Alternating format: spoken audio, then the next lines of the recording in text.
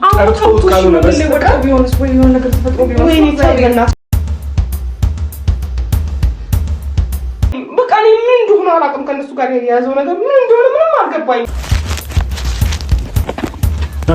የራሳችሁን ፍላጎት ብቻ ለማሳካት ስትሉ የምትሄዱበት ርቀት እንደዚህ አይነት ነገር ላይ እንደሚጥላችሁ ምንም ጥርጥር የለውም። ለማንኛውም ማለት ነው አብርሃም ከጠፋ በኋላ የሰማሁት ነገር ምንድነው?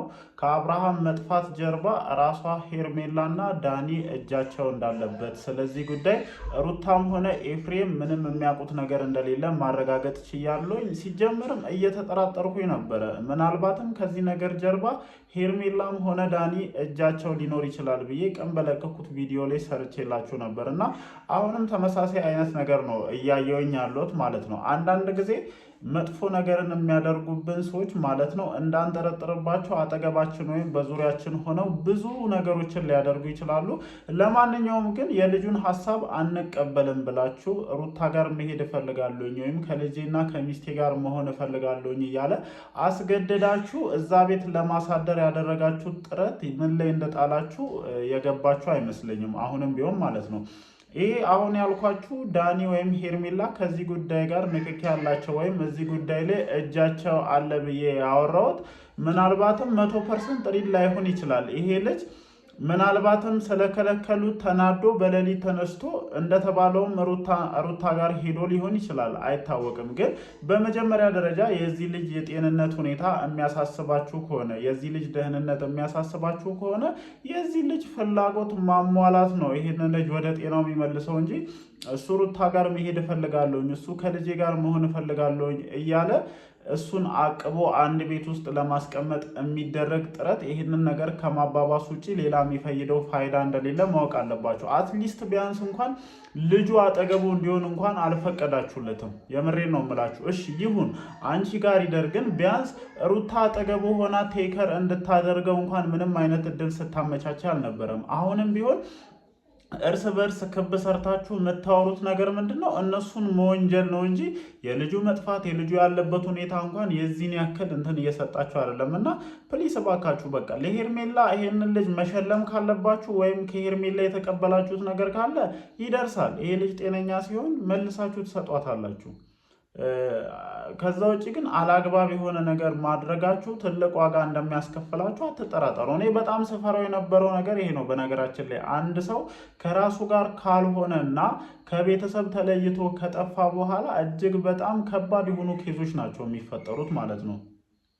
ይሄ ደግሞ በግልጽ የተረጋገጠ ነገር ነው። የአእምሮ ሐኪሞችም አንድ ሰው ከራሱ ጋር ካልሆነ ይቅርታ ቃሉን መጠቀም ስላልፈለግኩኝ ነው። በነገራችን ላይ የአእምሮ ኬዝ እየጀማመረው ከሆነ ቤተሰብ ጥልቅ የሆነ ቁጥጥር ሊያደርግበት ይገባል። ወይም እሱ የሚመቸውን ነገር እየሰጠ የእሱን ፍላጎት ሳይገድብ ከአይናቸው ዞር የማይልበት መንገድ መፈለግ መቻል አለበት።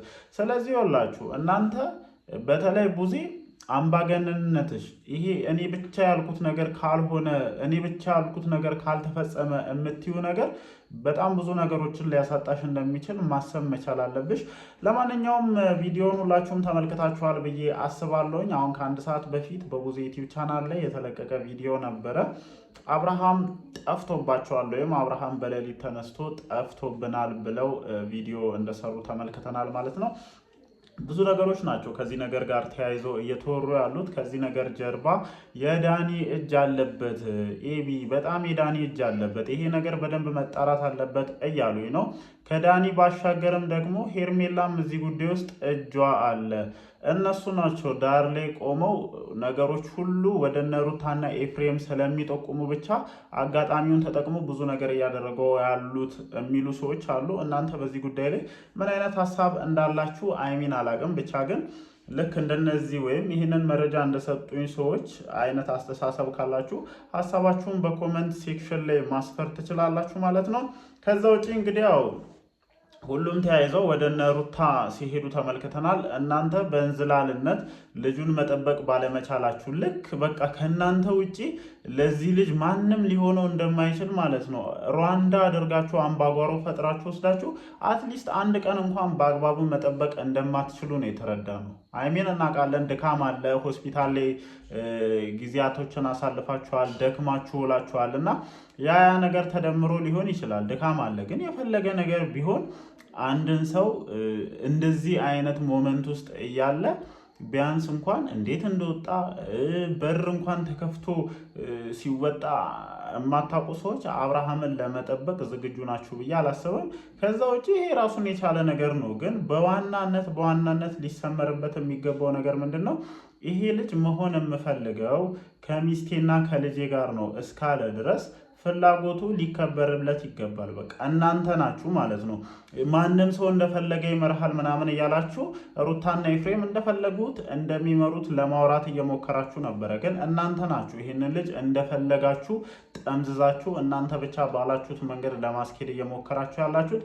ለማንኛውም የዚህ ጉዳይ ትልቁ ተጠያቂ እናንተ ናችሁ። በቃ ሁሉም ነገርን እነ ሩታ ላይ ማሳበብ ስለለመዳችሁ ይህንን ነገር ዳግም ወደ እነ ሩታ ለማሳበብ ሙከራ እያደረጋችሁ ነው። ብቻ ቀላል ይሆናል ብዬ አላስብም። ምናልባት አብርሃምም እዛ ልትመጡ ስለምትችሉ አቅጣጫውን ቀይሮ ወደ ሌላ ቦታ ሊሄድ ይችላል። ብዙዎቻችን ያላስተዋልነውን ነገር ልንገራችሁ። ከሁለት ከሶስት ቀናቶች በፊት አብርሃም በደንብ ይናገር ነበረ። ለሚጠየቀው ጥያቄ ምላሽ ይሰጥ ነበረ።